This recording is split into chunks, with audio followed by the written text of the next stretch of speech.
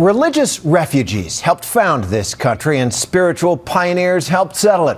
But nowadays, there's no need to hitch up a wagon to start a new congregation because the frontier of religion in America has moved online. Tonight, we meet a very young man, a rapping preacher with an exploding online audience and a truly unorthodox message. Here's ABC's Neil Karlinsky for our series, Faith Matters. What if I told you Jesus came to abolish religion? His rap has been viewed more than 18 million times in just weeks. Jesus and religion are on opposite spectrums. See, one's the work of God, but one's a man-made invention.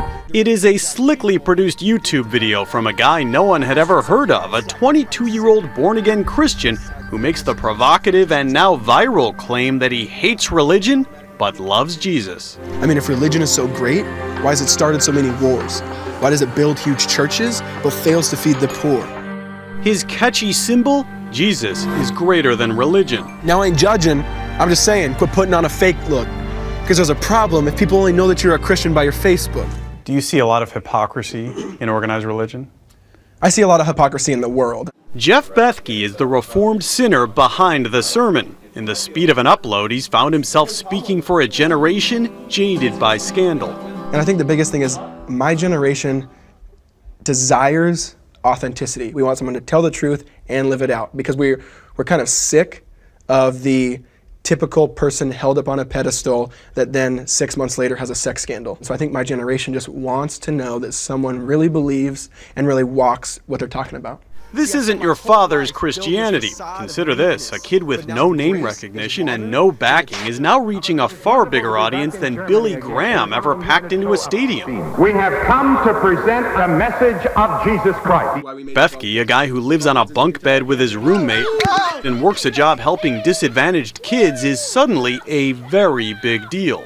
I want you to give a huge welcome to Jeff Bethke tonight. Come on! Churches and universities across the country want to bring him out to speak and perform. But now that I know Jesus, I boast in my weakness. At a recent church service, we found young people swarming him for autographs and pictures and talking about his video like it was the latest Justin Bieber hit. It's all over Facebook, it's all over Twitter, it's everywhere. It's just crazy because it's people that you wouldn't even expect to post it, you know, and it's just like becoming some global kind of uproar, it seems like. But not everyone's a fan. Now none of us perfect, all sinners together. But Christ and religion, man, you can't really sever. Far from it.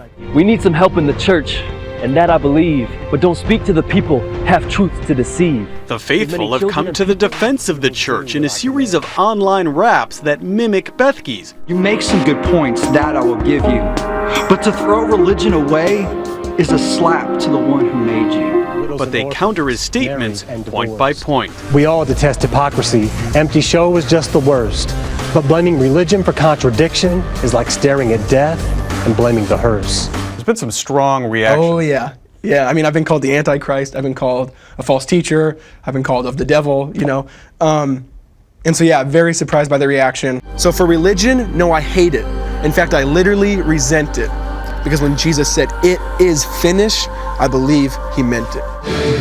Here's where it gets tricky. The guy who raps against organized religion spends every Sunday in church, and he now says that not every one of his verses should be taken literally. My intent is to not write a systematic theology that takes me 3 years. My intent is to write something with grace and Jesus at the middle that ruffles feathers and starts conversation. So you wanted to ruffle feathers? Yeah, that was my intention, is to start conversation. And so I wanted But there's conversation and then there's ruffling feathers. Yeah, well, I wanted things to boil up so that we had to deal with them. Whether I was right or wrong, whatever people thought about it, I wanted things to be at the forefront where we actually had to talk about them. They're talking all right beyond YouTube. Newspapers and churches coast to coast have taken up the debate. And in this election year, Bethke is part of a new generation of Christians more concerned with social justice than partisan politics. What if I told you voting Republican really wasn't his mission? What if I told you Republican doesn't automatically mean Christian? The newest members of a voting bloc that helped elect Ronald Reagan as part of the moral majority and George W. Bush as the evangelical right want to be known for more than opposing gay marriage and abortion. And they're now turning their attention on the church itself. Now let me clarify. I love the church, I love the Bible, and yes, I believe in sin. But if Jesus came to your church, would they actually let him in? The older generation, this is a generalized statement, sometimes can get caught up in the legalistic rituals and rules. But then my generation sometimes falls on the side of we just don't think or preach about truth. Whether you like what he has to say or not, the message is a provocative one, and he's not done yet. Because if your marriage rests on anything but Jesus, it's resting in something broken. His latest video on marriage has had more than 3 million hits in 2 weeks. What's up, guys? What's up? And Bethke himself, well, he says he's just a kid from the hood with ambitions to have his own flock. Jesus, he loves and accepts us. And a church. That's right, a church which won't follow the mold. I'm Neil Karlinski for Nightline in Puyallup, Washington.